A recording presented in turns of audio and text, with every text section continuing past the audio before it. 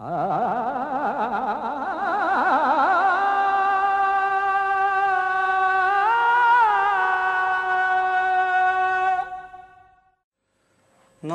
विष्णुपादाय कृष्णप्रेष्ठाय भूतले श्रीमते भक्ति वेदांत स्वामी इति नामिने। नमस्ते सरस्वती देवे गौरवाणी प्रचारिणे निर्विशेष शून्यवादी पाश्चात्य देश तारिणे। श्रील प्रभुपाद की जय। हरे कृष्ण। तो आज का विषय है श्रीमद् भागवत पुराण सर्वश्रेष्ठ क्यों है। श्रीमद् भागवतम के 12वें स्कंध में कहा गया है, निम्न गानम यथा गंगा देवानाम अच्युतो यथा वैष्णवानाम यथा शंभु पुराणामिदं तथा।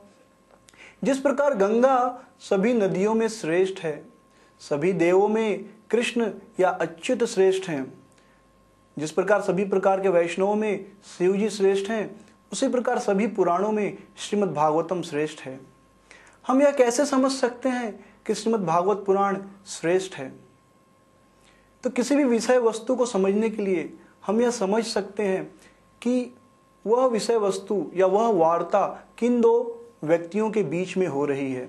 आप किसी भी धर्म ग्रंथ को लीजिए और देखिए कि उस ग्रंथ को बोलने वाला कौन है और उसको सुनने वाला कौन है, उनके बीच में क्या बातचीत हो रही है। हम यह समझ सकते हैं उन दो व्यक्तियों का स्तर देखकर। मान लीजिए दो बड़े बिजनेसमैन टाटा और अंबानी अपने में बातें कर रहे हैं, तो वे क्या बातें करेंगे? वे ऐसे व्यापार की बात करेंगे जिसमें करोड़ों और अरबों रुपए कमाया जा सके। कोई भी यह समझ सकता है। पर समझिए सड़क पर दो धंधा लगाने वाले बात कर रहे हैं, तो ज़्यादा से ज़्यादा क्या बात करेंगे? किस प्रकार एक वड़ा पाव की दुकान लगाई जाए या किस प्रकार एक और सब्जी की दुकान खोली जाए। तो कौन से दो व्यक्ति उस वार्ता में इन्वॉल्व हैं, उससे हम उस वार्ता का स्तर समझ सकते हैं। तो अब श्रीमद् भागवतम लीजिए। श्रीमद् भागवतम के वक्ता हैं श्रील सुखदेव गोस्वामी।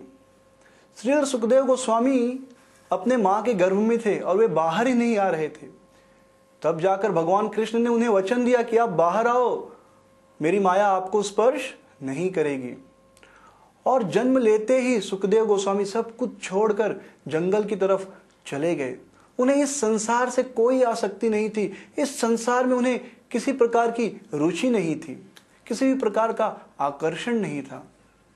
अब परीक्षित महाराज जब माँ के गर्भ में थे तब भगवान कृष्ण ने उनकी रक्षा की, भगवान कृष्ण ने उनको दर्शन दिया।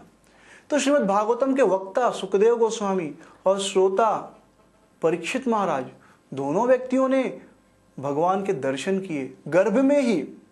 तो हम समझ सकते हैं कि जब ऐसे दो व्यक्ति कुछ बात करेंगे तो बात अवश्य इस संसार के सुखों के ऊपर वाली बात होगी।